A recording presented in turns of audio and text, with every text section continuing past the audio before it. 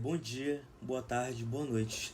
Meu nome é Enivaldo Vieira Ferreira e estou veiculado aqui como autor-líder do projeto O Conformado, que através da instituição Cesupa foi veiculado a categoria ficção em vídeo veiculado na internet. Naquele caso, o trabalho foi feito no primeiro semestre do curso de Publicidade e Propaganda através da matéria História e Teoria da Comunicação 1, matéria ministrada pelo professor Danilo Caetano. Naquele período, depois de completar os conteúdos, o professor havia solicitado que, através do nosso estudo das teorias, fizéssemos um esforço em tentar representar aquelas teorias em vídeo que seriam veiculados na internet. No nosso caso, o nosso grupo, por ter um apelo especial com toda a questão audiovisual e realmente gostar de se aprofundar nesse tema, havia lançado a ideia de fazer um curta-metragem como feito normalmente de maneira profissional. Então, nos organizamos para concretizar esse objetivo. Aqui, passando um pouco para o slide, o conformado curta-metragem e sua relação direta com a teoria crítica da Escola de Frankfurt, que no caso foi a teoria que nos foi designada a poder elaborar em cima. A equipe, eu sou o Enivaldo Davi, autor do projeto, e o restante da equipe. Sumário, indicando que vamos falar aqui durante, e teoria crítica. A teoria criada pela Escola de Frankfurt que retratava dos seguintes temas: capitalismo, consumismo, indústria cultural e positivismo. Crítica ao positivismo. Não conseguimos encontrar uma maneira naturalista de retratar a crítica ao positivismo, então ficamos mais com os outros três tópicos. Sinopse. A história se passa mais um dia na vida do protagonista, que não consegue se encontrar em nenhuma motivação ou qualquer forma de sentido real para a sua vida. Seguindo sua rotina, se arruma e vai ao trabalho. Quando volta, se depara com aquilo que pode ser a sua futura realidade, algo que ele considera a felicidade. O roteiro, uma das palavras extremamente importantes para definir o roteiro, seria a pastiche, porque através de se apropriar de algumas cenas de filmes clássicos e de até livros, poderíamos, além de criar novos significados em relação, através da reprodução ativa daqueles ícones, criar também novos significados que nem existiam na obra original. Isso foi uma característica extremamente importante do nosso trabalho, que através do nosso gosto de filmes formamos o roteiro, eu escrevi o roteiro e dirigi o curta, de tentar significar esses ícones assim do cinema. Aqui o roteiro, que foi feito em 4 páginas, foi realmente bem curto. Aqui, uma frase de Adorno: a arte faz parte da indústria cultural, não tem valor nem aura artística. Primeiro ponto, dominação ideológica e alienação e cultura do consumo ativo. Essas são coisas assim que a gente conseguiu encaixar no curto, daqueles 3 pontos que eu havia mencionado.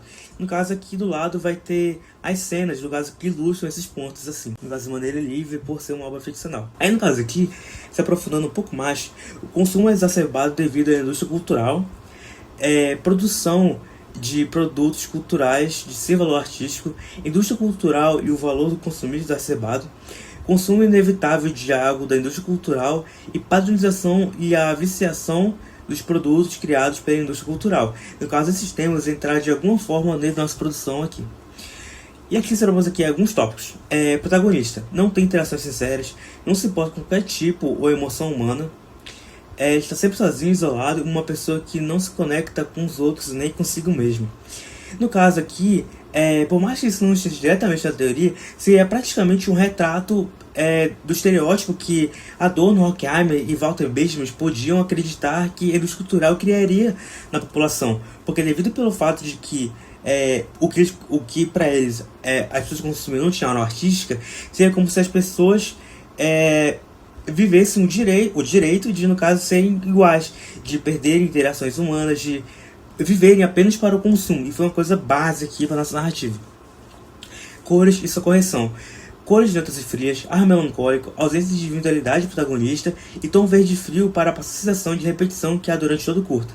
No caso, a cor um verde mais bege assim, foi selecionada porque ela ficasse tanto do começo ao final da produção e que significasse de alguma forma a questão do protagonista ali viver uma repetição. Não tem cores quentes, não tem muito contraste dentro desse tema. É tudo realmente esverdeado, tal qual a vida que cerca, que é uma vida entediante, assim, a vida sem emoção. Aí, fotografia, iluminação e visual. A fotografia, sendo como elemento central, a escolha cromática, refletindo o estado emocional, enquadramentos parece estar a solidão e a falta de conexão humana, a iluminação da criação da atmosfera sombria e destaque para as sombras e contrastes.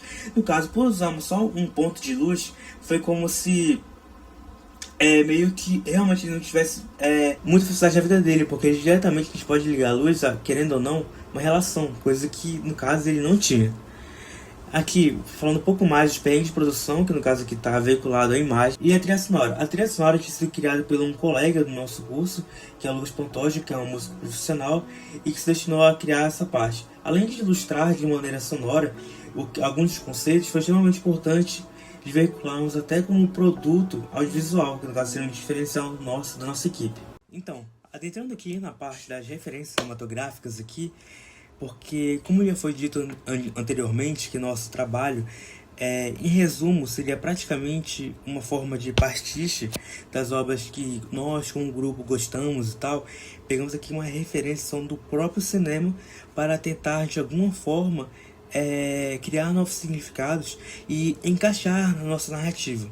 Então, já começando aqui, um dos primeiros filmes assim, que a gente pegou ali para tentar basear o enquadramento seria o clássico de John Ford, Rastro de Ódio, que na cena final, com o John Wayne encarando a tela, a câmera, demonstra que ele é um cara só.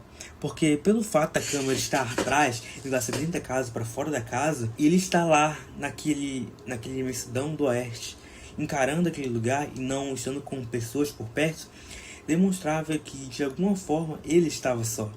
E no caso, usamos como referência central para executar esse enquadramento aqui que está na direita. Outra cena assim, que eles chamam extremamente importante é do filme Malcolm X, de Spike Lee, que pouco mais no terceiro ato ali, quando o Malcolm X vai pro local que ele vai ser alvejado e morto, tem uma cena que, no caso citamos anteriormente, que ele tá tipo num carrinho que está sendo puxado, no caso também a câmera está no carrinho, como se ele não estivesse andando, executando o ato de andar, ele está flutuando de acordo com o destino, como praticamente se não fosse humano, uma figura messiânica ali, que é tratada no filme, e que também demonstra que como se fosse humano, assim, que no caso não é uma pessoa que está executando aquela ação, no caso andar, é como se realmente estivesse sendo levado aquilo para algo maior.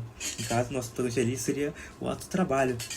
E outro clássico aqui, o Show de Truman, porque no filme, pelo fato de ele viver no mundo que é um produto ambulante, reality show,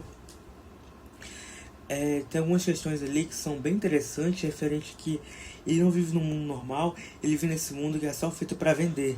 E no caso ali, no nosso caso, foi veiculado como se fosse uma rede social que no caso tivesse esses anúncios e tal. Então fizemos com que essa inspiração direta no Show de Truman e também outro filme de Paul Verhoeven e o Robocop, que também tem questões extremamente parecidas. E no caso, em ambos os filmes, é como se o cidadão comum existisse só para o consumo. Outro filme aqui interessante de a gente analisar foi Eles Vivem, de John Carpenter, porque tem toda uma crítica ao consumismo, assim, americano oitentista, e que no caso tem interação dos óculos, né? No nosso caso, no nosso curta, quando o personagem coloca o óculos, é como se ele negação ao redor, as pessoas e tal. Foi uma coisa interessante, assim, que a gente conseguiu resolver. Colocar imagem. Outro livro, um livro extremamente interessante, sim, que usamos como base, foi Fahrenheit 451, de Ray Bradbury. Porque no livro tem toda a questão que as pessoas negam o conhecimento. O conhecimento é uma coisa que foi negada, que as pessoas não leem, só querem consumir televisão o tempo todo. E consumismo mesmo, usando televisão não como forma de entretenimento, mas como forma que leva ao consumo, querendo ou não. Outro livro importante, ponto de vista de roteiro, foi Story, de Robert McKee, e Manual do Roteiro, de Sid Field, que nos ajudaram a tentar construir a nossa narrativa em audiovisual. Considerações finais. Foi um projeto que foi extremamente legal e que a gente gostou muito de realizar na época, e que foi uma experiência extremamente importante. Havíamos postado no YouTube e foi uma gratificação muito grande ver que o nosso trabalho foi reconhecido, tanto aqui no caso que o Suzupa indicou para o Intercom, como a gente, eu estando aqui representando o meu grupo como autor líder, para poder expor o nosso trabalho. Referências e obrigado pela atenção.